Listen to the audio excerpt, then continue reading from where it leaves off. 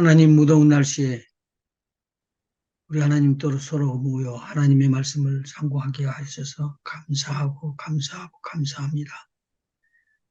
하나님 말씀이 우리의 뼈 속 깊이까지 파고들어오게 인도하시고 하나님께서 기뻐하시는 자로 하나님 경건의 모양은 있으나 능력이 없는 자가 아니라 경건의 능력이 있는 그래서 우리 하나님을 기쁘시게 하는 우리 모두가 되게 인도하여 주시옵시고 주의 영광을 위해서 오시는 주님 예비하면서 사는 준비된 신부들 되게 인도하시옵소서. 찬양하며 나갑니다. 우리의 찬양을 받으시옵소서. 예수님의 이름으로 기도합니다. 아멘. 원사님 지난번에 귀신에 대해서 이야기했다고요? 네, 귀신에 대해서 26과 했습니다. 26권은 아는데. 점치게 하고 제사 지내게 하고 그 다음에 경건에 대해서는 하다가 네, 못 온 것 많이 같죠? 네, 말씀은 많이 하셨는데 시간이 너무 많이 돼가지고 못했다고 그랬어요. 네, 우리 한국 사람이 조상의 묘에 가가지고 술을 이렇게 따라 놓고 이렇게 요지 주위로 이렇게 붓고 다니고 그렇게 하는 걸 하면은 좀 이상하다고 생각할까요? 누가? 문화와 전통이라고 생각을 하죠. 오히려 그거를 귀신 제사라고 하면 어, 이상하게 생각하죠. 오히려 이상하게 생각하죠. 예, 제가 한국 학교에서 학생들 추석에 대해서 가르칠 때 그 부분이 좀 예, 다른 사람들은 전통이라고 생각하고 추석의 아름다운 미풍양속이라고 가르치는데 네, 좀 그렇죠. 저는 그 부분을 빼거든요. 음. 근데 뉴스나 또는 이제 드라마나 이런 데도 보면은 제사 지낼 때 보면 아주 그렇게 하는 것이 더 편안하잖아요. 늘 뉴스나 미디어에서 추석 뭐 설날 뭐 이런 거 그 영상 보여줄 때는 빠지지 않고 나오는 부분이 그런 거죠. 성묘하다. 네. 우리 추석은 조상님한테 가서 또 절하러 가야 되잖아. 네, 그런 거라고 가르치죠. 우리 고린도전서 10장에서 10장 20절에서부터 22절까지 읽었던가요? 귀신이 제사를 지내게 합니다. 3번에 26과 3번에 네, 첫 번째 나오는 거요. 이방인의 제사하는 것은 귀신에게 하는 것이라 이 죽은 자에 대한 제사를 통해 귀신과 교제하는 것입니다. 라고 나왔죠. 네, 이 시편 한번 찾아보시죠. 시편 106편 28절부터 31절까지 28절부터 31절까지요. 저희가 또 바알볼과 연합하여 죽은 자에게 제사하는 음식을 먹어서 그 행위로 주를 경록케 함을 인하여 재앙이 그 중에 유행하였도다. 때에 비느하스가 일어나 처벌하니 이에 재앙이 그쳤도다. 이 일을 저에게 의로 정하였으니 대대로 무궁하리로다. 음, 이게 귀중한 것을 지금 이야기했네요. 재앙하고 뭐하고 이렇게 연결시켜 놨죠. 우상에게 제사하는 것.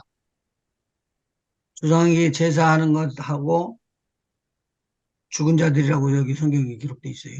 죽은 자들에게 제사 지내는 거하고 뭐하고 재앙하고 이 꼴로만 만들어 놨다고. 자, 그런데 그 일들이 순간에 없어질 수 있는 일들은 뭐가 없어지면 없어진다고요? 비느하스가 제사 다 지내는 죽였. 거, 제사 네, 지내는 거 이것을 끊으면은 돌이켜서 회복시키면은 이제 저주가 떠나고 재앙이 떠난다는 거죠. 이런 거 들어보셨어요? 그리스도인들 중에? 뭘요? 재앙이 떠나고 이렇게 제사 지내는 거 이렇게 거두었더니 재앙이 떠나는 거, 그리고 핍박과 환란이 들어오는 거, 이런 거. 그거에 대해서 뭐 이야기 잘 안 하잖아요. 사실. 교회에서도 이야기 잘 안 하죠. 잘 안 해서. 공부하는 학생들 중에서 스탠포드에서 공부하는 학생들이 좀 있었거든요. 제가 산호세에서 목회를 하고 있을 때. 근데 하나님의 말씀을 이렇게 듣고 나서 충격을 받았는가 봐요. 그러니까 저 한국에 좀 다녀오겠습니다. 그러고는 그분이 한국을 나갔어요. 제사 지내는 것 때문에. 그리고 부적도 떼어버리고 제사 지내는 것도 절표해야 된다고 그래갖고 이것을 모조리 막 다 그렇게 하고 부모님들한테 혼이 나가지고 돌아왔는데 지금 목사들이요. 근데 여기서 보면 죽은 자에게 제사하는 음식을 먹어서 그 행위로 주를 경록케 함으로만 인하여 재앙이 그 중에서 유행하였도다. 엄청난 숫자가 죽었어요. 이 비느하스에 대해서 이게 나오는 것인데 이 비느하스는 레위 족속이죠. 한번 성경 찾아보시죠. 민수기 25장. 어디서부터 읽을까요? 민수기 25장 11절이요. 제사장 아론의 손자 엘르아살의 아들 비느하스가 나의 질투심으로 질투하여 이스라엘 자손 중에서 나의 노를 돌이켜서 나의 질투심으로 그들을 진멸하지 않게 하였도다. 그러므로 말하라. 내가 그에게 나의 평화의 언약을 주리니 그와 그 후손의 영원한 제사장 직분의 언약이라. 그가 그 하나님을 위하여 질투하여 이스라엘 자손을 속죄하였음이니라. 하나님을 향한 그 사랑이 뭐로 가느냐? 질투하는 것으로 갔다. 하나님이 어떤 것이냐? 나를 사랑해주는 자, 나를 따르는 자에게 엄청난 것들로 베풀고 싶었는데, 어, 하나님을 대적하고 있는 귀신의 무리들을 섬기고 있는 거예요. 집안에. 그래서 여기서 열병으로 죽은 자가 2만 4천 명이나 된 거예요. 이것을 가리켜서 영적 음행, 육적 음행을 다 몰아쳐서 이야기해줘. 25장 1절부터 좀 읽어주실래요? 이스라엘이 시딤에 머물러 있더니 그 백성이 모압 여자들과 음행하기를 시작하니라. 그 여자들이 그 신들에게 제사할 때에 백성을 청하매 백성이 먹고 그들의 신들에게 절하므로 이스라엘이 바알볼에게 부속된지라. 여호와께서 이스라엘에게 진노하시니라. 지금 제사를 차려놓고 제사를 지내면서 이스라엘에 있는 지도자들, 그러니까 족속의 우두머리 되는 사람들을 불러다가 육체적인 간음을 해요. 그러면서 육체적인 간음이 여기서 보니까 자기네들 신들에게 제사를 할 때 이렇게 나오는 거예요. 이것이 계속적으로 구약의 다른 데에도 이렇게 인용해서 쓰고 또 신약에서도 이것을 쓰고 있어요. 인용해서. 그래서 오늘도 육적인 음행을 하게 되면 영적인 음행하는 것이 아주 쉽게 따라들어온다는 거. 그리고 이렇게 음행하는 일들이 있으면은 그냥 지나가면서 남자가 이렇게 하고 넘어가요, 보통 다. 그런데 여기서는 모압에 있는 여인의 이름이 기록이 돼 있고 이스라엘의 남자의 이름이 기록이 돼 있어요. 그렇게 중요하게 하나님께서 다스렸던 거야. 야, 그 다음에 귀신, 이번 3번 정리하면서 넘어갑시다. 3번. 귀신은 제사를 지내게 합니다.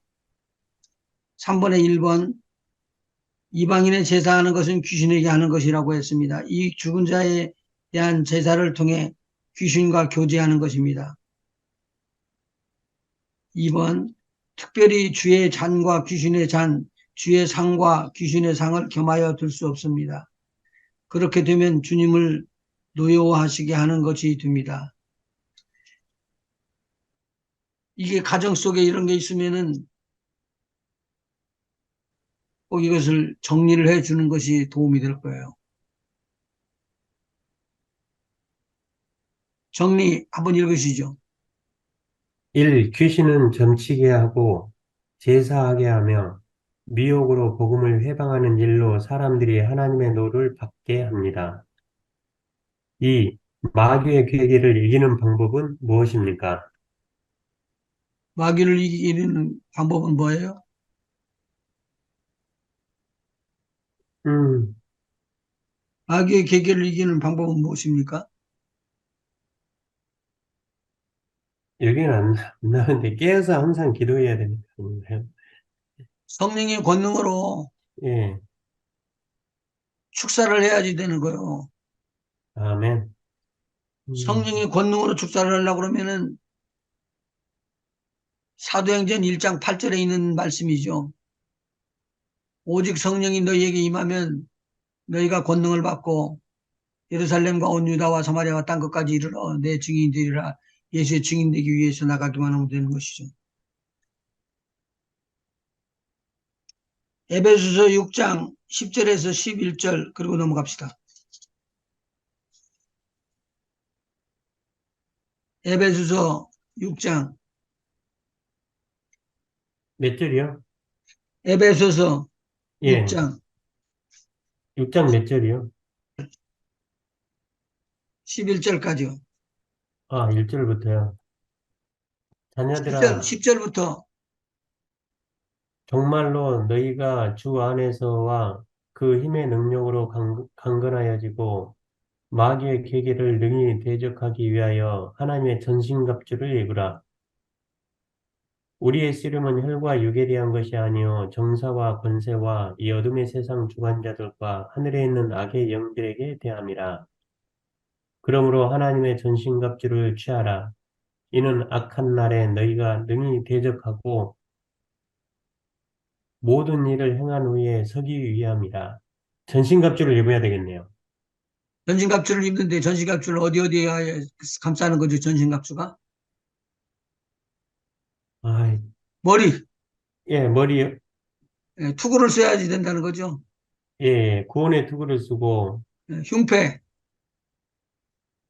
흉배, 흉배를 서서 진리로 허리를 띠고 의의 흉배를 붙이고 음, 평안의 복음으로 예비한 것으로 신을 신고 신을 신고 모든 것 위에 믿음의 방패를 가지고 이로써 능히 악한 자의 모든 화전을 소멸하고 구원의 투구와 성령의 검 곧 하나님의 믿음의 말씀을 방패, 성령의 검. 그래서 하나님의 말씀이 검인데 검을 쓸 수 있도록 성령님께 넘겨드릴 수 있는 길은 성령의 충만한 길이에요. 오케이. 하나님의 전신갑주를 입어야 됩니다라는 것만 마음에다 새기고 넘어가면 돼요. 26절, 26.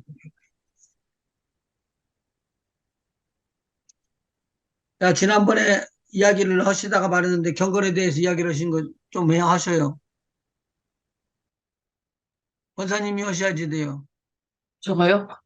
질문을 아, 했는데요. 경건에 대해서 이야기를 하시다가 아, 예. 질문을 못 했으니까 그걸 예, 하나님께서 내가 거룩이 경건이었나요? 거룩이었나요? 내가 거룩하니 너희도 거룩하라라고 했고, 예, 경건이었군요. 경건이라는 게 어떤 건지, 참, 예. 이제 우리 휴거를 하게 될 때 어떤 분들이 휴거를 한다고 할까요? 예수님 안에서 죽은 자라고 했거든요. 음. 죽은 자라는 산자도 휴거를 하잖아요. 꼭 죽은 자만 하는 건 아니죠. 경건에 대한 성경 구절이 어디서 나와요? 많이 나와요. 구약에도 있고 신약에도 있고 그러니까 많이 나오니까 어디서 나오냐고요. 뭐 신명기에도 주의 경건한 자, 우림과 둠밈이 주의 경건한 자에게 있도다. 뭐 이렇게 나오고 욥기에도 경건하지 않은 자는 그 앞에 이르지 못하니 이것이 나의 구원이 되리라. 경건하지 못한 무리는 자식을 낳지 못할 것이며 뇌물을 받는 자의 장막은 불탈 것이라. 뭐 이런 거. 또 정직한 자는 이로 말미암아 놀라고 죄 없는 자는 경건하지 못한 자 때문에 분을 내나니. 악인이 이긴다는 자랑도 잠시 후 경건하지 못한 자의 즐거움도 잠깐이니라. 하나님이 너를 책망하시며 너를 신문하심이 너의 경건함 때문이냐. 뭐 이런 것도 있고. 꽤 많이 나오네요. 시편에도 많이 나오네요. 여호와의 도우소서 경건한 자가 끊어지며 충실한 자들이 인생 중에 없어지나이다. 뭐 이런 얘기도 있고요. 시편에 엄청 많이 나오네요. 그러면은 신약 성경에서 한번 찾아보셔봐요. 네, 신약 성경에는 누가복음에 나와요. 2장 25절에 예루살렘에 시므온이라 하는 사람이 있으니 이 사람은 의롭고 경건하여 이스라엘의 위로를 기다리는 자라. 성령이 그 위에 계시더라. 또 하나님이 죄인의 말을 듣지 아니하시고 경건하여 그의 뜻대로 행하는 자의 말은 들으시는 줄을 우리가 아나이다. 사도행전에도 그때의 경건한 유대인들이 천하 각국으로부터 와서 예루살렘에 머물러 있더니 뭐 하기 위해서 지금 모이는 거죠? 기도하러 온 거 아닐까요? 그 명절을 지키러. 절기. 네. 또 사도행전 8장에는 경건한 사람들이 스데반을 장사하고 위하여 크게 울더라. 이렇게 돼 있기도 하고요. 그가 그러면 경건하여 온 경건한 사람들은 어느 때 지금 표시를 하고 있어요? 믿는 자들을 주로 이제 얘기를 하고 있네요.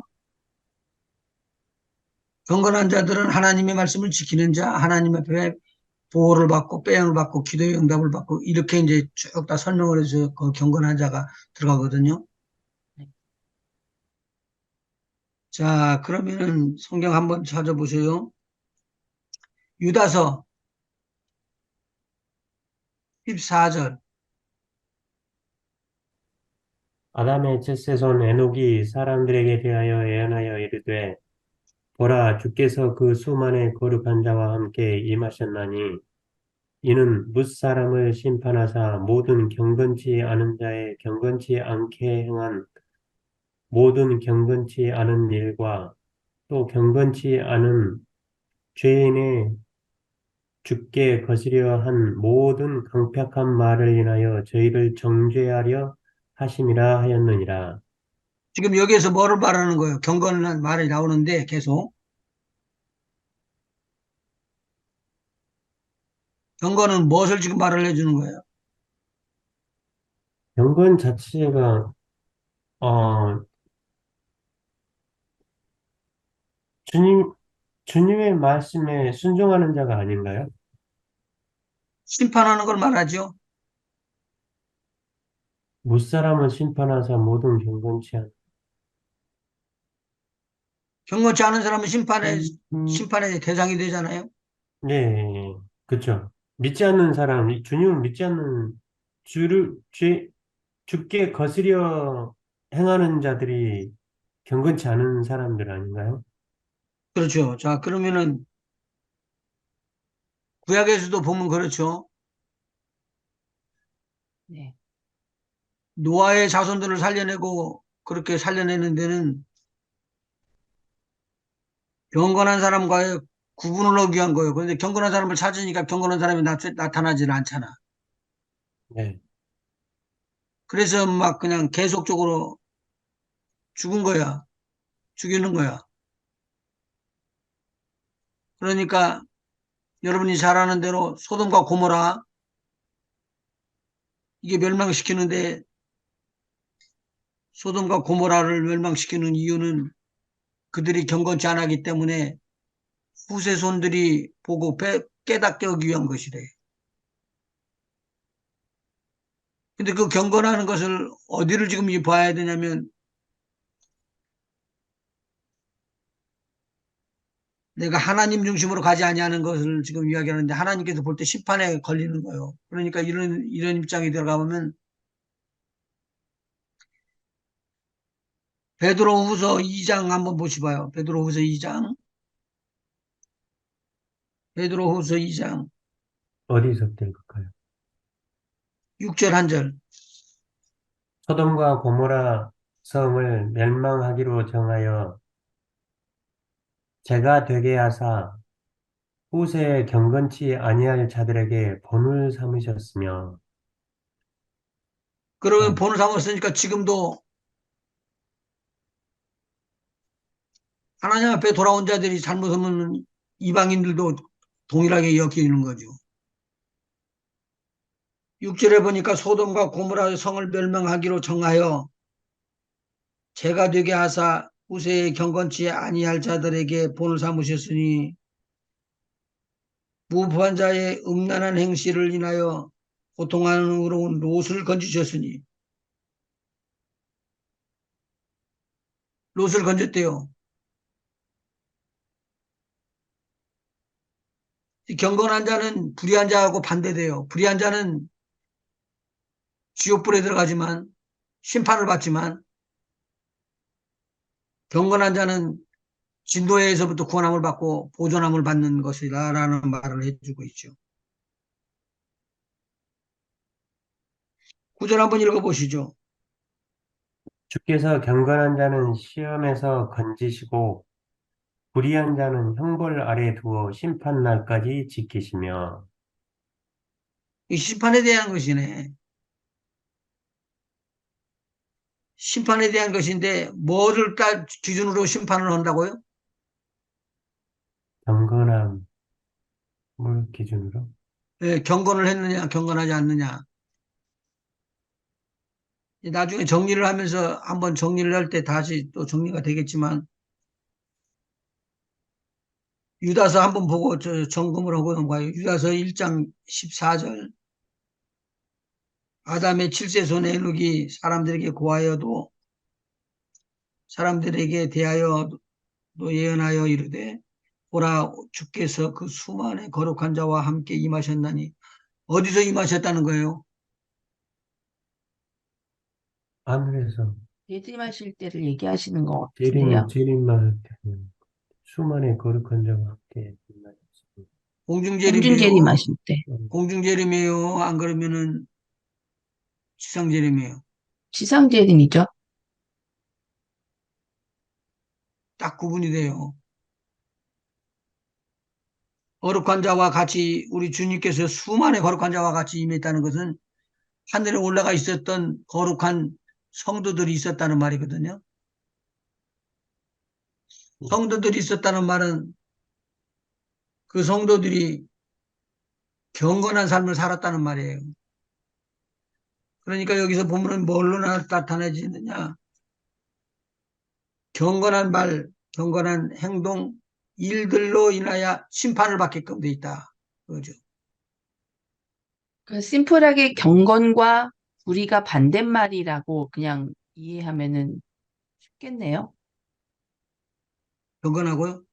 경건과 불의가 네, 불의하고 반대말인 거죠. 반대로요. 반대말이에요. 제가 그 헷갈렸던 게 경건과 거룩함이 뭐 어떻게 다른 건지 뭐 제가 이거에서 헷갈렸던 것 같거든요.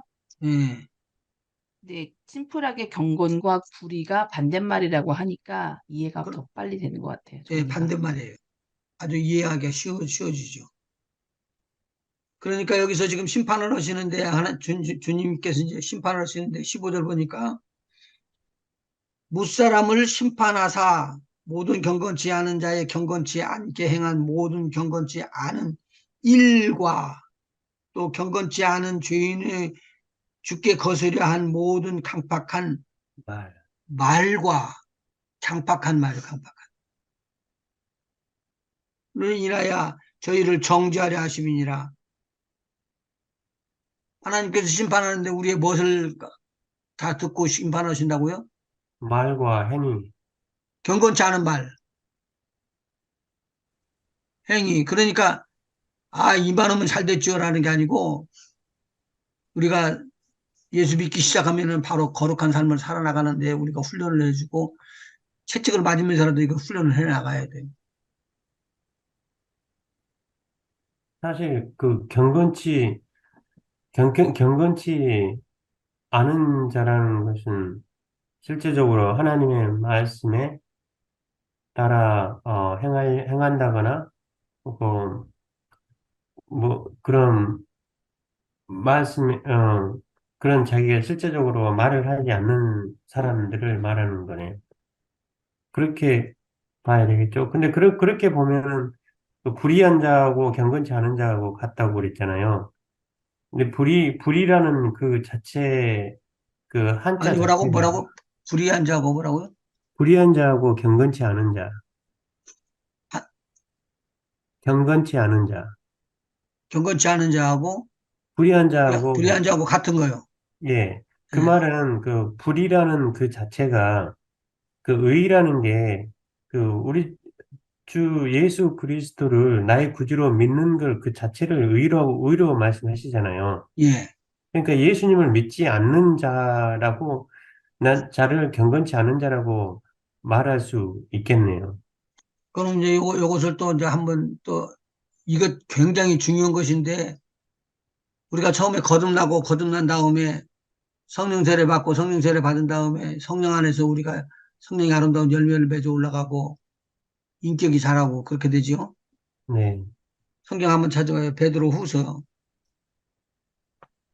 1장. 1절부터요? 예, 그렇게 하면 더 쉽겠어요. 1절부터 읽어나가면은 이야기가 더 쉬우니까 이해하는데 조금 더디 가더라도. 시작.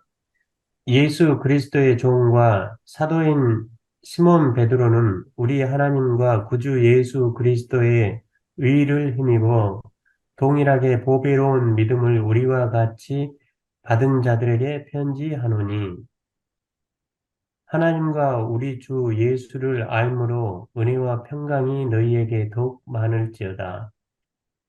그의 신기한 능력으로 생명과 경건에 속한 모든 것을 우리에게 주셨으니 무엇에 속하뇨? 생명과 경건에 속한 모든 것. 생명을 얻고 난 다음에 그 다음에는 무엇을 얻어줘요? 경건하죠? 경건. 예. 예.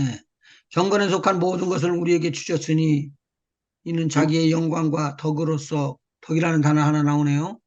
음, 다 정리를 나중에 해야 될 것이지만 하여간 덕으로서 우리를 부르신 자를 알므로 말미암음이니라. 그 다음에 4절이요. 이로써 그 보배롭고 지극히 큰 약속을 우리에게 주사 이 약속으로 말미암아 너희로 정욕을 인하여 세상에서 썩어질 것을 피하여 신의 성품에 참여하는 자가 되게 하려 하셨으니 무슨 성품이요? 신의 성품.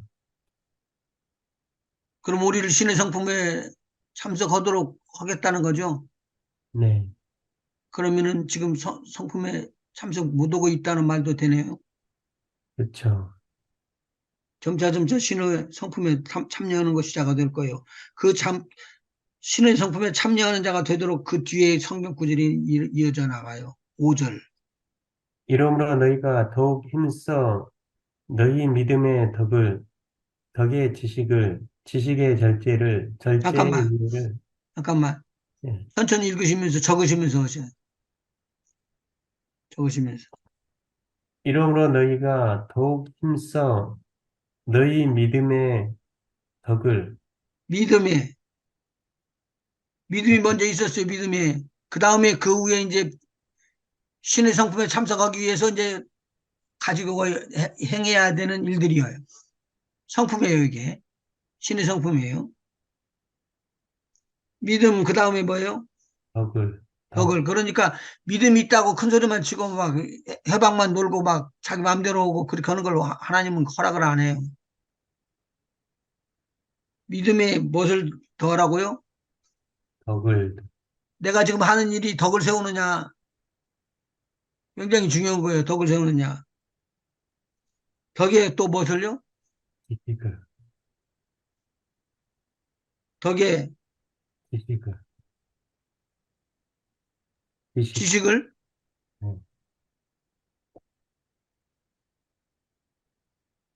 이게 하나님의 말씀과 하나님의 지식에 맞는 것인가?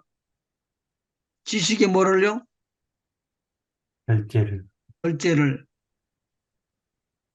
절제의 인내를, 인내의 경건을, 여기 경건이 나왔네, 또.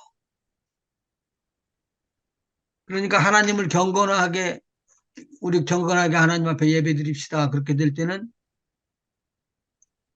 그 경건이 어디에 속한 것이에요? 하나님의 신의 성품에 속한 있는 것을 우리가 따라서 가는 거예요. 그 다음에 경건의 형제 우애를, 형제 우애는 누구를 말하는 거예요? 믿는 공동체끼리의 믿는 자들 어떻게, 사이 간에, 예, 그것은 이해가 다 돼. 똑같은 애인데. 형제를 우애를 그러니까 친척, 내 형제, 내 부모로부터 나온 사람으로 오해하기가 쉬운데 그게 아니고 여기서는 보니까 형제 우애는 우리가 다 형제라는 거예요. 그리고 형제 우애에 무엇을 더하라고요? 사랑, 사랑을 더하라. 모두 몇 가지예요?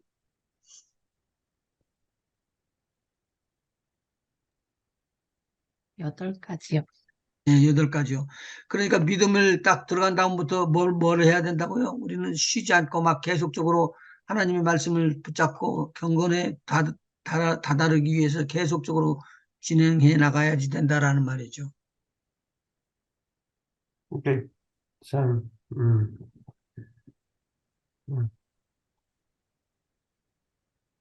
경건치 않은 자하고 불의한 자하고 목사님께서 같다고 그렇게 말씀하셨잖아요.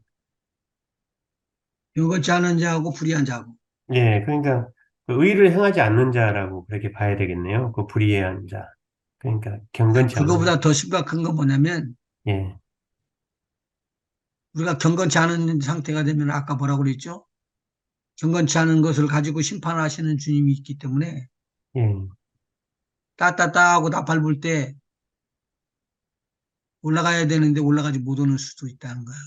예, 좀 미안한 말이야. 내가 그 사람들한테는. 믿으면 다 하늘나라가 올라가고 믿으면 가는데요. 그렇게 이야기를 하는데. 성경 그렇게 이야기하지 않는 게 심판이 이미 이민되니까 경건한 사람에게는 심판이 피하가고 경건치 않은 사람들에게는 경건치 않은 것 같이 소돔과 고모라가 멸망하는 것 같이 심판이 온다는 거예요. 이야기해 주는데도 그것을 자꾸 우리가 내가 나의 편을 떼고 그럼 말 안 하지 뭐. 자, 그리고 또 하나 그 카카오톡에서 보셨어요? 보내드린 거? 사모님이 아까 보내주신 거요. 네. 거기에 보면은 오래전부터 이것이 나왔었어요. 2021년 10월 10일 유튜브에 게시되어 있는 석가모니의 비밀을 이야기를 해주고 있어요. 들으셨어요? 처음 그럼 들었어요. 목사님한테 들은, 아유, 주여, 이거 어떡하나. 성철 스님이 하면은 아주 도를 많이 깨달으신 분으로 이름이 있으신 분, 우리 한국의 고승이에요. 음. 근데 죽기 전에 아, 고백을, 성철스님, 예, 예그는 들었어요. 성철 스님, 예. 근데 죽기 전에 고백한 내용이 나는 지옥에 간다는 거예요. 근데 다른 분들은 잘 깨닫지도 못했지만 이분은 잘 깨달으셨더라고. 제가 성철의 운명전 참 깨달음의 시라는 것으로 보고가 돼 있길래 조금 찾아봤더니 언젠가 예수님께서 오시면 내가 깨달은 돈은 기름 없는 등과 같다. 라마다 경전 38편 8절에 있대요. 근데 이 성철의 운명전에 깨달은 내용인데, 그, 제가 보내드렸던 그것에 한번 보면은 자세하게 기록되어 있어요. 이 성철 스님이 죽을 때가 돼가지고는 자기가 죽을 걸 아는 거예요. 임종을 것을. 그러면서 깨닫기를 어떻게 되었느냐. 석가는 원래 큰 도적이다. 그렇게 이야기를 했어요. 그리고 달마는 작은 도적이다. 근데 마귀를 도적이라고 우리가 이야기 안 하나요? 훔치고 말하죠. 빼앗는 자. 도, 말하죠. 도적이 온 것은 훔치고 빼앗고. 도적질하고 죽이고 멸망시키는 것이요. 그런데 그러니까 그런 다음에 부처는 항상 지옥에 계십니다. 그렇게 이야기를 해놓으니까 한국에 있는 여러 기자들이 일어나 가지고는 막 이제 조사를 하면서 스님들도 이상하게 됐지. 부처가 항상 지옥에 있다고 그러면 어떻게 해서 그러냐. 그래 와서 해서 그러는데 말도 안 되는 말을 하더라고.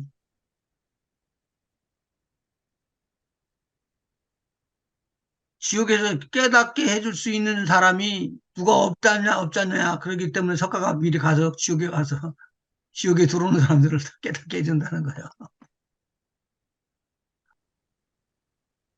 제가 이걸 보면서 무지한 것은 어쩔 수가 없다. 그런데 성철 스님은 이야기를 하는 거예요. 내가 깨닫는데 내 말 듣지 말아라. 나는 거짓말쟁이다. 그렇게 이야기를 하더라고. 어. 그러면서 자기는 자기 말을 믿지 말라고. 나를 믿으면 속는다는 거예요. 자기한테. 속지 말라고. 그러니까 그 하면서 뭐라고 그러냐면 자기가 지금까지 공부하고 연구하고 깨닫고 그렇게 했지만 우리는 속죄에 대한 것이 값을 치러야 될, 죄에 대한 값을 치러야 되는 것을 찾을 수가 없어서 우리는 속죄를 못 해갖고 죄인으로서 죽으로 지옥에 들어간다는 걸 이야기를 하더라고요. 이 지옥에 대한 것을 이야기를 해주고 배우고 있었던 책을 통해서 배우고 있었던 석가나 달마나 이 야차나 이런 사람들을 쭉 다 이렇게 뽑아서 주면서 하는 말이 뭐냐면 도적이다. 그렇게 이야기를 하더라고요. 성철의 유언이요. 이렇게 기록이 돼 있어요. 내 죄는 산보다 높고 바다보다 깊은데 내 어찌 감당하랴. 내가 80년 동안 포교를 한 것이 헛것이로다. 우리는 구원이 없다. 죄값을 해결할 자가 없기 때문이다. 딸 피리와 54년을 단절하고 살았는데 죽을 임종시에 찾게 되었다. 피리야, 내가 잘못했다. 내 인생을 잘못 선택했다. 나는 지옥에 간다. 자기 딸에게 이렇게 이야기를 해줄 수가 있을까요? 죽음 직전이라 진심이 담겼다고 봐야겠죠? 진심이죠. 이거 지금 자기 후배들이 보는 뭐 이 진리를 갖다가 다 설파해주고 그렇게 했던 거를 다 뒤집어야지 되는데 그걸 부끄럽게 생각 안 하고 그렇게 그냥 이야기를 하시는 거예요.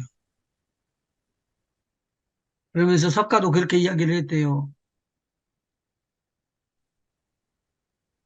불경 남아다경 38편 8절에 하시야솔의 오도무유지라고 언젠가 예수께서 오시면 내가 깨달은 돈은 기름 없는 등과 같이 쓸모가 없다. 그렇게 기록을 했대요.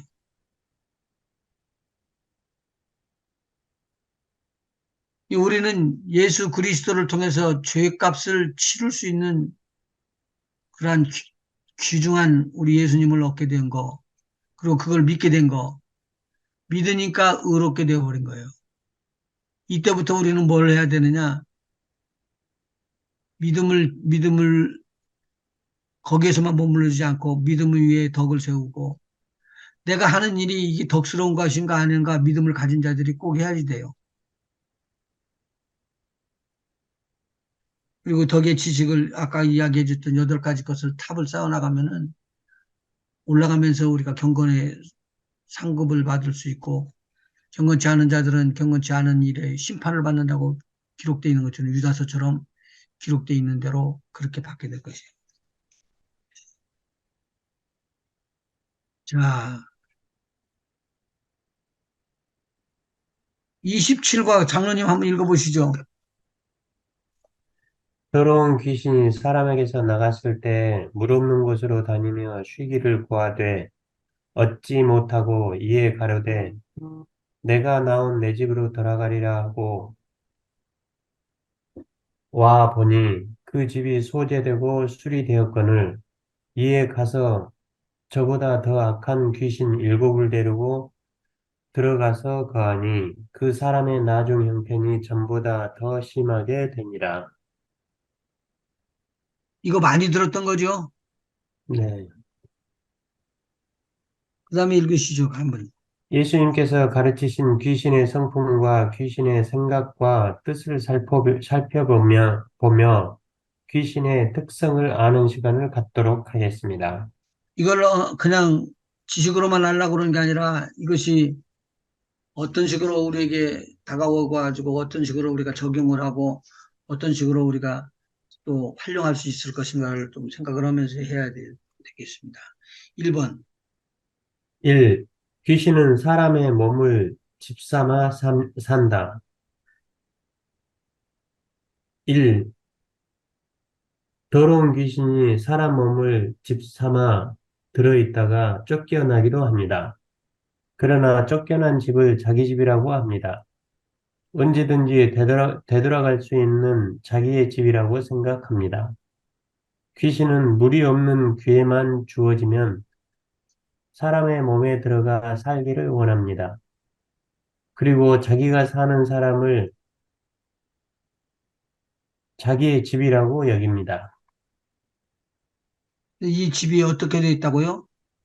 지금 보니까 깨끗하게 소재되어 있다고. 소재되고 그 다음에 수리되고 예, 수리되고 소재되고 수리되었고.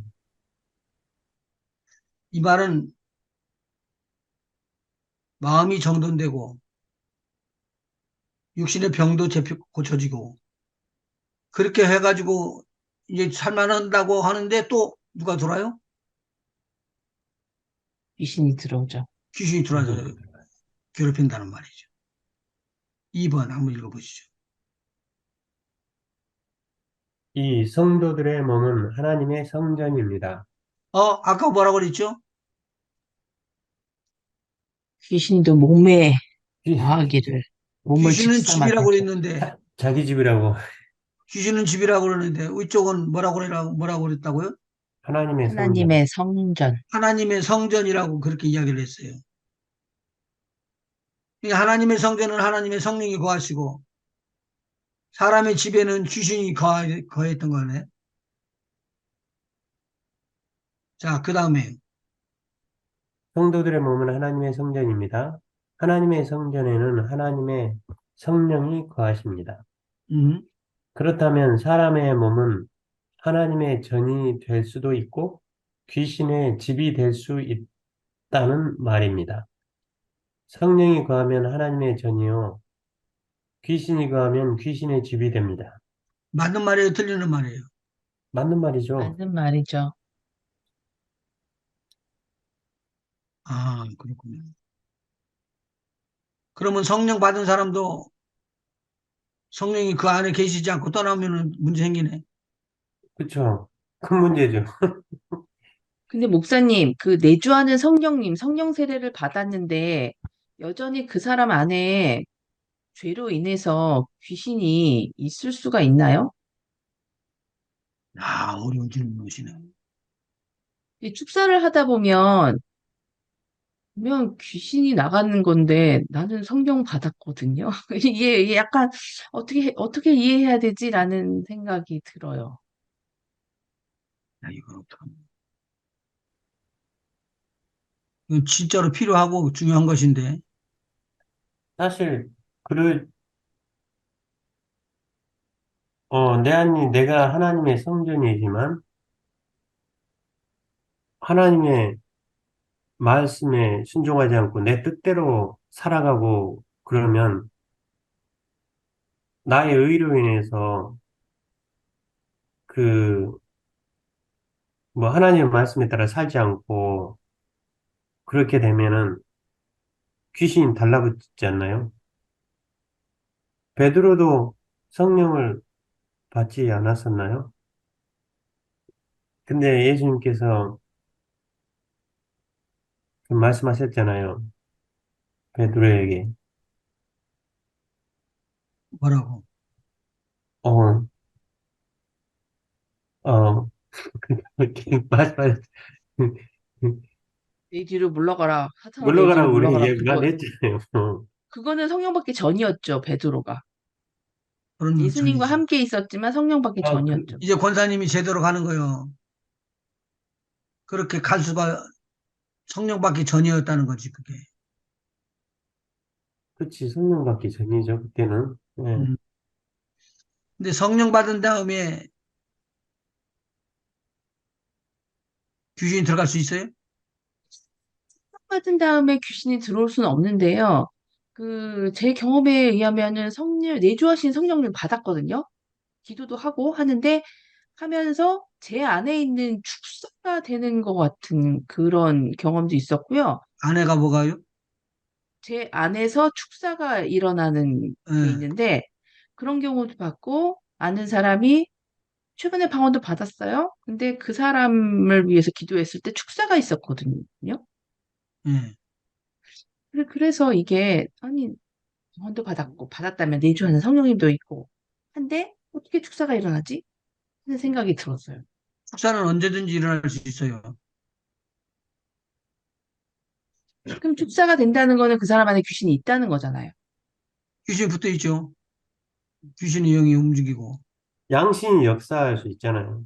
양신도 역사할 수 있고. 그러니까 구원을 그러니까 내주하시는 성령님을 받았다는 성령체를 받았다는 건 내주하시는 성령님이 있다라는 거고 우리가 구원을 받았다는 거잖아요. 내 영혼이 깨어 있고 내 영혼이 살림을 받았고 자, 그럼에도 그러면은, 불구하고 잠깐만. 내주하는 성령을 받았다는 걸 어떻게 알았어요? 방언을 받았거든요. 아, 방언하고 성령하고 방언은 그거하고 다르죠. 내주하는 성령. 내주하시는 성령이 없이 방언을 먼저 받을 수도 있는 거죠. 그죠? 그것도 아주 까리한데, 그거 설명 잘 해줘야 네, 되는데. 그러네요. 내주하신 성령님과 부어지는 성령님이 다를 수가 있어요.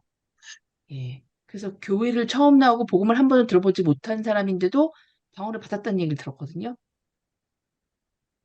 음, 그럴 수가 있군요. 어떤 사람이 그 방언을 받았다고요? 네, 방언을 받았는데요. 교회를 나오지도 않고? 아니, 예, 어떤 목사님이 처음에 그분이 방언 받을 때는 강권적으로 그냥 교회도 한 번 안 다녀보셨던, 지금은 목사님이 되셨지만, 교회도 한 번도 안 다녔고, 복음을 들어본 적도 없는데, 그냥 우연히 참석한 첫 번째 거기서 방언을 그냥 받으셨다고 음, 그 얘기를 들어봤어요. 아, 그리고 결국 목사님이 되셨지만, 그래서, 그런 경우가 있을 수도 있구나. 방언을 하는 것이 영혼이 거듭나는 것이라고 돼요? 그런 건 아니지만 세례를 받은 거잖아요. 세례를 받은 그래서 거하고 또 다른데? 방언의 증거가 성령이 계신 것의 증거 아닌가요? 음, 방언을 받으면은 성령을 받은 것을 증거하라 해주는 것이죠. 아, 내가 네, 받았다는 걸 사인으로 보여주니까. 네. 근데 내주하는 성령은 어떻게 해서 내 안에 내주하는 하게 된 거죠, 되는 거죠? 내가 믿고 고백함으로 구원받았다는 증거로. 구원받았다는 증거로. 그것도 성령 세례잖아요. 예수님이 물세례를 받고 올라오실 때 비둘기 같은 성령이 임하신 거, 그게 내주하시는 성령님 아닌가요? 예수님 자체가 내주하는 성령이 계시지. 근데 예수님을 내 구주로 영접을 할 때, 그때 주님께서 내 안에 거하시는 거잖아요. 내주하시는 거잖아요. 사실. 근데 예수님의 사역을 같이 따라다니면서 하고 있었던 제자들이 내주하는 성령이 있어요. 성령이 있었어요? 없었어요?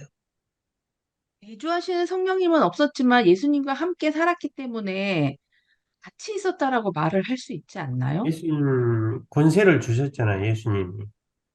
제자들에게. 무슨 권세를? 음, 저는 좀 다른 게 권세를 주셨다는 게 내주하시는 성령님보다는 그냥 권능을 주신 거잖아요. 예수 네, 이름으로 그거하고는 완전히 그 말씀드린. 내주한 것하고는 틀린 것 네. 같아요. 음. 네. 성령이 임하셔서 성령에서 성령께서 성령 세례를 받는 사람들에게 도움을 주고 깨닫게 해주고 또 알게 해주고 그렇게 하기 위해서 성령 방언의 은사가 나와줘요. 그리고 은사는 따로 공부를 또 하셔야 돼. 성령의 은사는 여러 가지가 있죠. 그 중에서 먼저 귀신을 음, 쫓으며 새 방언을 말하며 무슨 독을 마실지라도 해를 받지 아니하며 뱀을 집으며 병든 자에게 손을 얹은 즉 나으리라. 이게 마가복음 16장에 나오는 19절에 나오는 말씀이죠. 네, 네. 믿는 자들에게 있는 표적이라고 하셨죠. 이건 믿는 자들에게 오는 표적이에요. 근데 여기서 방언은 믿는 자들이 하는 것이라고 이야기를 하니까 방언을 하면은 거의 했다고 보거든요. 성령 세례를 받았다고 그렇게 이야기를 해주거든요. 그렇게 쉽게 하고 넘어가요. 나중에 이제 그 실질적인 프랙티컬한 일에 오면은 어, 좀 더 디테일하게 설명해 줘야 할 필요가 있으니까 그때는 또 질문을 해주고 이야기를 해주시면 제가 어, 지금은 혼돈이 올 것 같아요. 음. 한 가지 여쭤볼게요. 예수님께서 베드로를 불렀어요. 불렀을 때 베드로가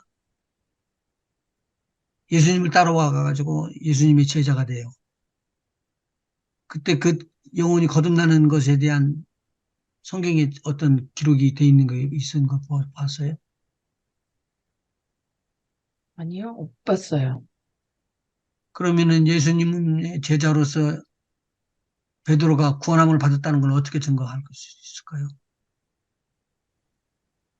예수님의, 예수님을 따라다니면서 제자로 예수님께서 삼으신 것은 거기에 하나님의 복음을 받아들였다는 게 아닌가요? 그러니까 로마서 아니, 마태복음 8장 봐봐요. 이거는 12사도를 말하는 게 아니에요. 12절, 21절. 제자 중에 또 하나가 가로되 주여 나로 먼저 가서 내 부친을 장사하게 허락하옵소서. 여기에서 지금 제자들이라는 이 제자는 여기 제자들이 많이 있죠. 제자 중에 예, 그랬으니까. 예, 맞아요? 예, 예. 네. 제자 중에. 예. 그런데 제자 중에 열두 제자가 포함되어 있을까요? 있죠? 그쵸? 예, 열두만 있어요? 열둘보다도 더 많이 있어요? 많이 더 있죠. 많이 있겠죠? 더 많이 있어야지만 말이 맞아요. 제자 중이라고 하는데 열두 제자가 아니니까. 네. 자, 그런데 그 중에 하나가 제자가 아버지가 돌아가셨어. 그러니까 예수님 옆에 장사 지내고 내가 예수님 쫓아갈 테니까 나를 허락해 주세요. 그렇게 이야기를 하시네. 네, 이 사람 제자라고 이야기했다는 말은 살았다는 말이에요, 죽었다는 말이에요. 살았다는 말이죠. 복음을 음, 받아들인 거 아니에요. 내주는 성령이 있다는 말이 없다는 말이에요. 있다는 말 같이 있다는 들리네. 말이죠. 봐봐. 딱, 거침없이 딱 음, 끊어져 버리잖아. 그럼 베드로도 내주하는 성령을 받았고 구원을 받았다라는 얘기인 거죠. 구원함을 안 받았으면 예수님께서 제자라고 삼지 않고, 그리고 제자로서 그 사명을 물려주지는 않지요. 데리고 다니면서 훈련을 시키지도 않지. 네, 제 말이 맞지 않아요? 네, 그쵸. 그러니까 세상 사람들이 나를 누구라고 그러더냐? 그때 또 뭐라고 이야기하죠? 주님 그리스도시여 살아계신 하나님 나쁜 주는 그리스도시요 살아계신 하나님의 아들이니이다. 그러니까 예수님께서 뭐라고 말씀하시냐면 일을 하연하시거나 내게 알게 하신 이는 내게 알게 하십니다. 아유나시모나 네가 복이 있도다. 이를 내게 알게 하시는 이는 하늘에 계신 아버지의 아버지께서 그러신 것이라고 이야기하잖아요. 음, 성령의 인도함을 받았다는 거죠, 사실. 그러니까 내주하는, 지금 베드로가 알고 내주했다는 거죠. 계산해서 말한 게 아니라 예, 성령께서 알려주셨다는 거예요. 성령의 인도함을 받은 거죠. 그리고 난 다음에 바로 예수님께 책망을 듣지요. 음, 좀 무식하게 이야기하는 것 같지만 자기를 데리고 다녔다는 스승이 자기를 가르쳐서 하는 말이 이 사단아 뒤로 물러가라. 그렇게 말이 안 되잖아. 사단아 물러가라 그랬으니까 그게 양심이 역사할 수 있다는 거죠. 양심이 역사할 수 있다는 게 아니라 모르고 하는 거예요. 그거. 지금. 그걸 그러니까 사단이 아니, 사단이 역사를 한 거죠. 그러니까 이거 내 입술인 그렇게 그럼 아까로 돌아가서 예수님 앞에 내가 아버지를 묻고 내가 예수님 따르겠습니다라고 이야기할 때 너는 죽은 자들로 더 죽은 자들을 묻게 하고 너는 나를 따르라 그러거든요. 예 그러면 그 제자는 뭐요? 거듭났어요? 안 거듭났어요? 거듭났죠. 살아 거듭났죠. 있으니까 아, 거듭났네. 그럼 거듭났다면 내주는 성령이 있다고 봐야 돼요? 네 있죠. 어. 그러니까 내가 실질적으로 내주는 성령이 정확하게 있으면은요, 안 흔들려요. 그렇죠. 그렇죠. 내주는 성령이 없으면 흔들리게 돼 있다고요. 내가 거듭났는지조차를 잘 모른다는 말이에요. 그러니까 예수님께서 사단아 물러가라 그렇게 했을 때는 그 사람을 베드로를 붙잡고 있었던 사단을 꾸짖은 거죠. 베드로 보고 사단이라고 해서 사단이라고 꼽은 게 아니라 꾸짖은 게 아니라 막 날뛰고 그러니까 거기서 이야기를 해서 잡아준 것뿐이지. 자, 내주는 성령이 그러면 그 안에 있어요. 성경에 한번 봐봐요. 마태복음 10장 1절. 예수께서 그 12 제자를 부르사 더러운 귀신을 쫓아내며 모든 병과 모든 약한 것을 고치는 권능을 주시니라. 이게 지금 거듭난 사람이에요? 거듭나지 않은 사람이에요? 거듭난 사람이죠. 그러면서 아, 그러면 이때 귀신을 쫓는 능력과 이런 것들을 받아 갖고 갔어요. 받아가지고 전도로 나가요. 받지 않고 전도로 나가요. 받아서 가죠. 받아서 나가죠. 이게 성령 세례 받은 거예요? 권능을 받았다고 얘기하니까 권능을 성령의 권능. 주셨어요. 권능을 주셨어요. 근데 이게 성령 세례냐고요.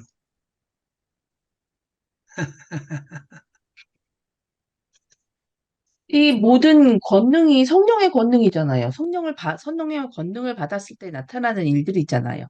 예수님께서 부어주실 때 다 성령의 역사예요. 예. 네, 그쵸. 예. 그런데 여기서 보니까 예수님 앞에 12 제자들의 이름이 쫙 써 있고 그들을 둘씩둘씩 내보내면서 뭐라 그러냐면 이방인의 길로 가지 말고 사마리아의 길로 가지 말고 유대인의 길로 가서 차라리 잃어버린 유대인들을 갖다 구원해라. 그렇게 나가는 거, 사명을 주는 거예요. 이것은 땅 끝까지 이르러 내 증인이 되리라 그러기 위해서 성령을 부어준 거예요, 이게? 능력을 부어준 거예요? 그렇진 않죠. 아니죠. 그런데 복음 증거는 거 보시봐요. 5절, 6절. 차라리 이스라엘 집에 잃어버린 양에게로 가라. 가면서 전파하여 말하되 천국이 가까웠다 하고 병진 자를 고치며 죽은 자를 살리며 문둥이를 깨끗하게 하며 귀신을 쫓아내되 너희가 거저받았으니 거저 주어라. 너희 전에 그러면 예수님 앞에 받았을 때 거저 받은 것인데 이 거저 주는 것이 여기 뭐뭇이 포함되어 있어요? 병든 자. 성령 세례 받고 난 다음에 병든 자가 나타나죠? 음, 병든 자. 근데 먼저 나왔네. 절대 성경 쉽게 이해하겠다고 달라들면 안 돼요. 그러네요. 그 마가복음에 있는 그 믿는 자들에게 나타나는 표적들 중에서는 병든 자가 가장 마지막에 나타나는데 여기서는 병든 자를 고치는 게 가장 먼저네요. 그러니까 마태, 마가, 누가가 다 쓸 때 다 다르게 쓴 거예요. 근데 사실 병든 자를 고치고 죽은 자를 살리고 문둥이를 깨끗하게 하고 이런 모든 것들이 복음을 전하는 거잖아요. 복음을, 하나님, 복음을 전하기 위해서 주시는 어, 은사야. 예. 은사, 권세라고도 이야기하고. 그러니까 예수님께서 권능을 주신 것은 복음을 전하게 하시기 위해서 지금 권능을 준 거 아니에요. 고치는 권능을 주셨다. 그렇게 나가는 거죠. 예. 그러니까 성령의 권능을 주신 거죠, 제자들에게. 이게 그때 거듭났어요? 제자들이요? 성령 세례 받아야지만 거듭났다고 하는 사람한테 내가 지금 질문하는 거예요. 음, 아, 아니, 그 전에 거듭났잖아요, 이미.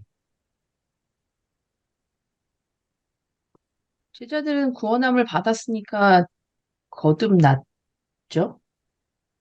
봐봐. 떨떠러지. 진짜 거듭났죠.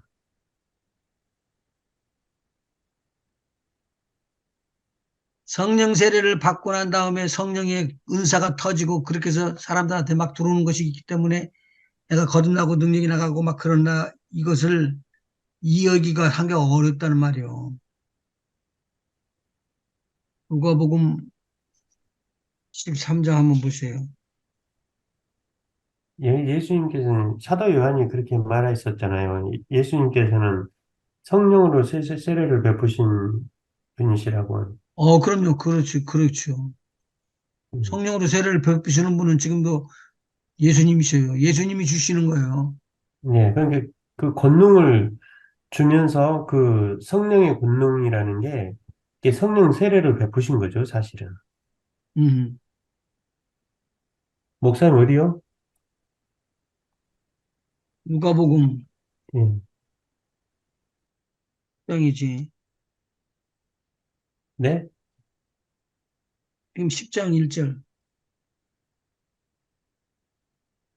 이후에 주께서 달리 70일을 세우사 친히 가시려는 각동각처로 둘씩 앞서 보내시며 이르시되 추수할 것은 많되 일꾼이 적으니 그러므로 추수하는 주인에게 청하여 추수할 일꾼들을 보내어 주소서 하라.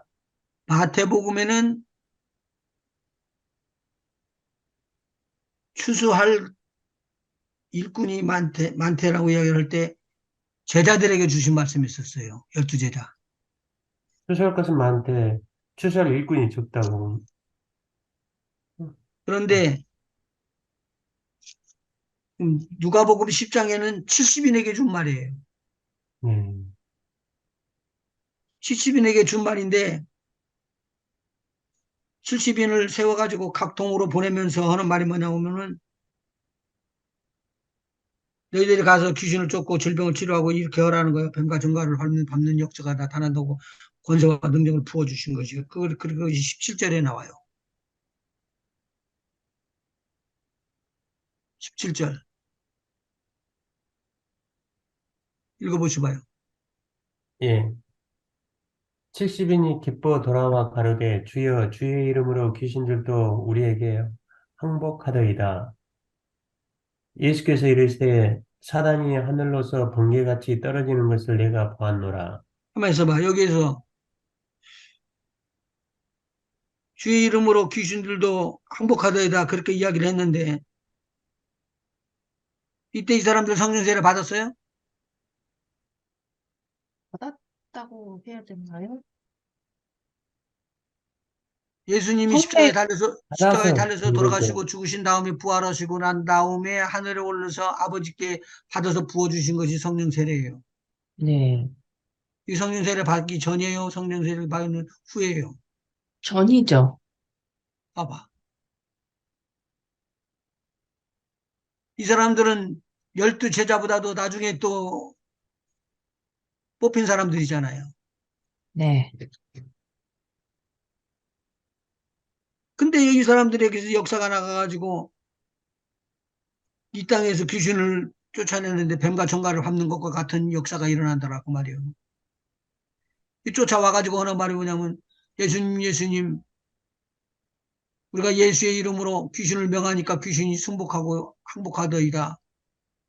이게 무슨 소리요? 성령 세례가 아직 임하지도 않았는데. 내주하시는 성령님은 성령 세례로 오는 거라는 말씀이신 건가요, 그러면? 성령 세례는 언제 와요? 아까 성령 세례는 예수님을 믿고 난 다음에 성령 세례를 받아야지 되는 거 아니에요? 네, 네. 그렇게 받는 거고. 네, 근데 여기 보니까 내가 너희에게 뱀과 정갈을 밟으며 원수의 모든 능력을 제어할 권세를 주었다. 예수님께서 주셨대요. 그래서 너희를 해할 자가 결단코 없으리라. 귀신을 쫓는 일은 성령 세례 받은 다음에만 오는 게 아니에요. 네. 음. 성령의 권능은 성령 세례랑 따로 올 수 있다는 거죠. 그렇죠. 순서가 상관이 없이. 하나님께서 때를 따라서 돕는 은혜가 있어가지고는 역사해주기 시작하면은 귀신을 쫓아내는 일은 예수님 당시만 있었던 게 아니고 예수님 당시 전에도 있었던 일이라는 거예요. 네. 오늘은 조금 까리하고 아주 좀 델리케이트한 그 부분을 좀 타치가 된 거예요. 성령에 대해서 이야기를 해주면은 조금 더 이해하기가 쉽고 편할 수가 있는데, 음, 목사님, 그럼 아까 그 권사님이 말씀하신 것처럼 음, 그 어느 목사님이 그 방언을 먼저 받았다고 했잖아요. 예, 혼자 근데 그랬다 그 방언을 받았다고 본인이 시인할 정도면 사실 본인이 성경을 읽는다거나 누군가가 복음을 전했을 때 그 복음을 먼저 마음으로 받아들였던 게 아닐까요? 그럴 수도 있고, 음, 자기가 방언을 받는데 몰라. 그게 방언인지 뭔지를. 맞아요. 경우가 대부분이잖아요. 그리고는 그냥 입으로 막 터져 나왔어. 예, 그럴 수 있다고 봐야 돼요. 또 예, 다른 방법도 있어요. 방언을 받았는데 지금 자기가 방언을 받은 줄 몰라. 그런 사람들 여러분 대화를 통해서 들어봤어요? 네, 예, 들어봤어요. 방언을 해요. 방언을 해요. 예수님께서 이야기해요. 제자들에게. 야, 너희들 걱정하지 마라. 혹시 왕한테나 또는 관리들한테 끌려갈 때 무엇을 말할까, 무엇을 대답할까 두려워하지 마라. 내가 할 말을 줄 필요한 대로 것이니라. 드린다고.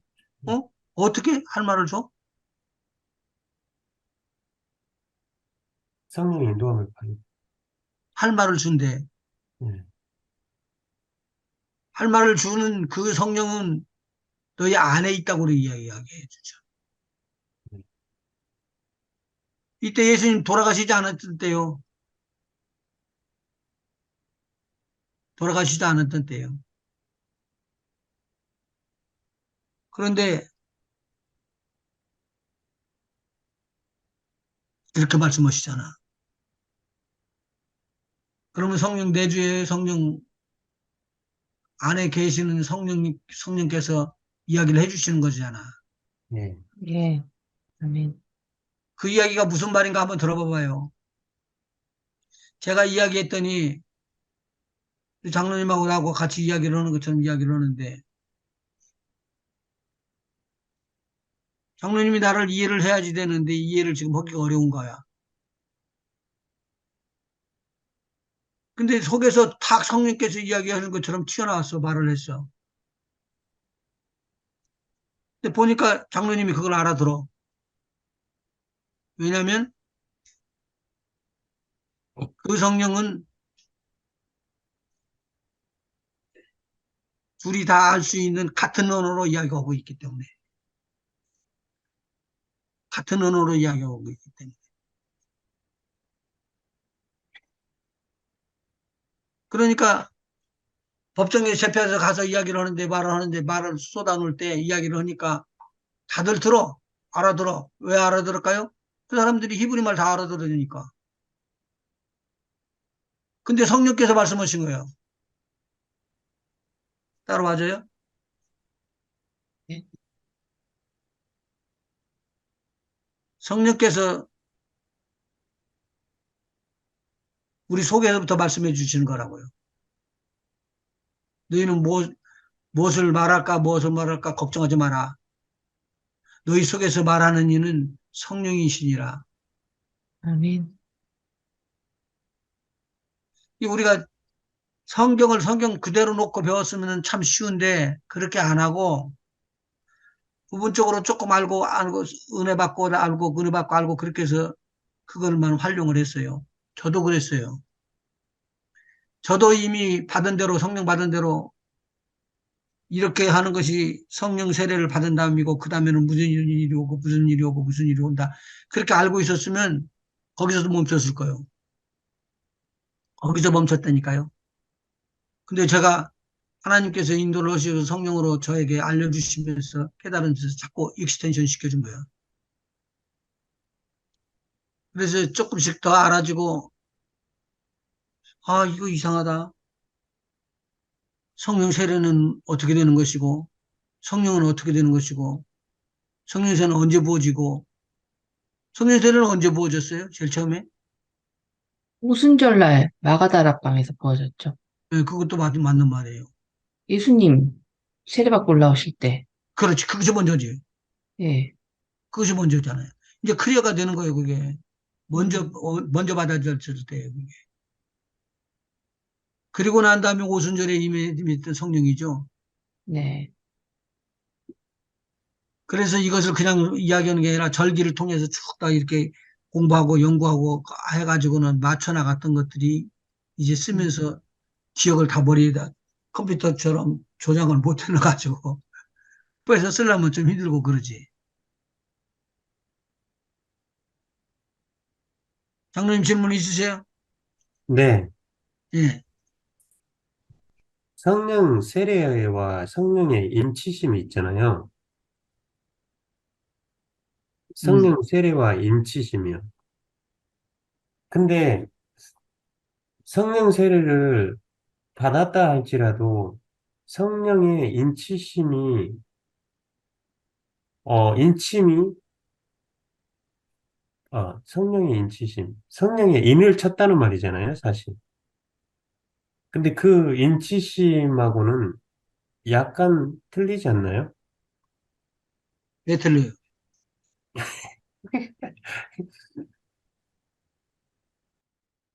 아니, 그런 느낌, 그런 에베소서 생각이, 1장 13절만 읽어봐봐. 그리고 끝나서. 예? 예? 에베소서 1장 13절. 괜히 막판 내가 일을 만들었나? 그 안에서 너희도 진리의 말씀 곧 너희의 구원의 복음을 듣고 그 안에서 또한 믿어 약속의 성령으로 인치심을 받았으니. 약속의 성령이 언제 오는 거예요? 오순절날 받은 게 약속의 성경이죠. 예수님께서 올라가시면서 그랬잖아. 어디를 떠나지 말라고? 예루살렘을 예루살렘을 떠나지 떠나지 말라고 말고 그랬잖아요. 예루살렘을 떠나지 말고 내가 너희에게 약속해줬던 것, 아, 아버지가 주시겠다는 성령 세례를 부어줄 테니까 떠나지 네. 말라고 그런 거예요. 근데 그렇게 여기서 이야기가 나오네. 그 안에서 너희, 13절, 13절. 그 안에서 너희도 진리의 말씀 곧 너희의 구원의 복음을 듣고 구원의 복음은 누구로 일어나요? 예수님, 성령을 받음으로 권함을 받았다는 말이 아니요. 예수를 믿음으로 권함을 받았다는 말이지. 예. 그 안에서 또한 믿어 약속의 성령으로 인치심을 받았으니. 그러니까 인치는 인치인데 성령께서 나중에 변질돼 갖고 다른 걸로 변화돼서 돌아서 인을 쳐주는 거예요. 그냥 성령께서 인쳤다는 거예요. 그러니까 제 말은 무슨 말이냐면요. 그 구원의 복음을 들었잖아요. 예. 그 안에서 믿어 약속의 성령으로 인치심을 받았으니. 그러니까 구원의 복음을 듣고 내가 이제 신앙생활을 하잖아요. 예. 신앙생활을 하면서 그 하면서 이게 동시다발적으로 일어나는 것은 아니지 않나요? 복음의 말, 동시다발적으로도 일어나지 않을 수도 있고 동시다발적으로 일어날 수도 있어요. 예. 그 그러니까 인치심, 본인이 성령의 인치심을 받으면 그 확실하게 자기가 인치심을 받은 걸 그걸 알 수 있잖아요, 사실은. 인치심 받는 것에 그렇지는 대해서. 않은 것 같은데요. 인치신다는 말은 도장 찍는다는 거예요. 네, 그러니까 성령의 인치심을 확실히 받게 되면 자기가 확실히 인치심을 받았다는 걸 느끼지 않나요? 느끼죠. 근데 성령을 받았다고 했을 때는 그냥 그걸 느끼지 못할 때도 있잖아요. 제가 간증을 하나 하면요. 제가 예수님 만나고 성령 세례 받았을 때 제 안에 이런 지식이 없었어요. 내주하시는 성령님에 대한 그 지식이 없었거든요.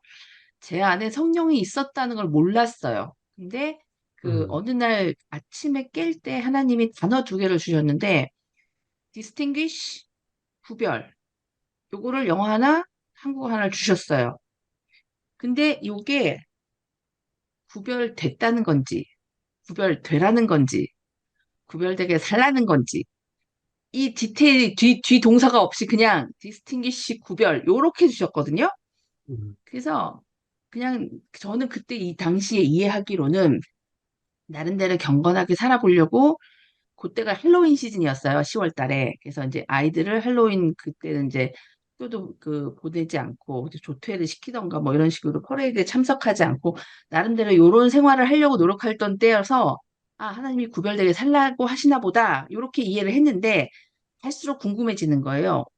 하나님, 그래서 기도했어요. 하나님, 요 단어를 왜 주셨는지 좀 디테일하게 해주세요라고 계속 기도하는데, 2년 뒤에 비슷한 시즌에, 할로윈 시즌에 하나님이 시간에 무슨 단어를 주셨냐면, 시온이란 단어를 주셨어요. 음, 그래서 시온? 그래서 시온을 찾았는데, 그게 뭐 그냥 인터넷상에서 뭐 그냥 성경에 말하는 다 뭐 다윗이 시편에서 얘기한 뭐 시온성 뭐 어쩌고저쩌고 거룩한 시온산에 뭐 이런 단어가 그냥 쭉 풀이가 돼 있는 거예요. 그래서 그게 마음에 와닿지가 않더라고요. 그래서 히브리어 원어를 찾았어요. 자이온 해가지고 히브리어 원어로 이게 무슨 뜻인가 그랬더니 그 유대인 랍비가 그이 자이온이라는 뜻의 고대 히브리어 그 뜻을 이렇게 풀이한 게 영어로 나왔는데 거기에 정확하게 distinguish라는 단어가 들어간 해석이 있더라고요. 그게 음, 뭐냐면 이 시온이라는 히브리어 그 단어 속에는 뭐 무슨 뜻이냐면 예전에 소 주인들이 이거는 내 소야, 내 양이다라고 딱 인을 치는 그 인을 친다라는 뜻이 그 자이언이라는 뜻 안에 있더라고요. 그래서 이 음, 시온이란 단어가 하나님이 넌 내 거야라고 인치시는 그 뜻이 그 안에 있다라는 거를 제가 그때 배웠거든요. 그래서 저는 그때 아 하나님이 내 이마에 넌 내 거다라고 인을 치셨구나. 그래서 그거 제가 그 단어 뜻과 함께 제가 성령세를 받았다는 걸 그때 알은 거예요. 음, 제 경험에 보면 저는 사실 몰랐어요. 제가 무지했거든요. 그 성령에 대해서 아무것도 몰랐을 때 제가 성령을 받았다는 걸 모르는 상태였기 때문에 하나님 그렇게 또 알게 해주시지 않았나 그런 음, 생각이 들어요. 좋은 체험, 좋은 간증이었었어요. 그러니까 지금도 말이 새끼가 나면은 일어나서 걸을만 하고 많이 좀 뛸만 하면은 갖다가 인을 치죠. 불로. 불에다 대고 달군 쇠를 집어넣어가지고는 가지고에다 쥐 엉덩이에다 대고 찍어요. 그러면은 인침을 받는 거예요. 어느 그게, 가든지 예, 그 인침을 받은 농장에 말로 이제 전적돼 있는 것이죠. 족보에 올라가 있는 거예요. 마찬가지 뜻이에요. 지금 우리가 하나님의 자녀로서 인침을 받은 거예요. 믿고 구원함을 받고 복음을 받고 안전하게 했다고 에베소서 이야기해요. 믿음의 구원의 복음을 듣고 그 안에서 믿어 약속의 성령으로 이렇게 이게 순서대로 오는 거예요. 이게 성령의 인침은. 오늘 시간이 넘으니까 오늘 여기까지 오고 또 질문을 거 준비해 놓으시다가 또 서로 대화하고 그렇게 하면 도움이 될 것 같습니다. 기도하십시다. 하나님 우리 아버지 고맙고 감사합니다. 귀한 하나님의 말씀 잘 깨달을 수 있도록 하나님 성령으로 인도해 주시고 또 저희들을 만나는 사람들마다 또 하나님의 말씀을 잘 깨달아서 진리 가운데 거할 수 있도록 인도함을 받은 복 있는 자들이 되게 인도하여 주시고 하나님께 영광 돌리는 삶을 살도록 하나님의 신의 성품에 참작하는 거룩한 삶을 살도록 인도하시옵소서. 한 주간도 성령으로 지켜주시기를 바랍니다. 감사합니다. 예수님의 이름으로 기도하옵나이다.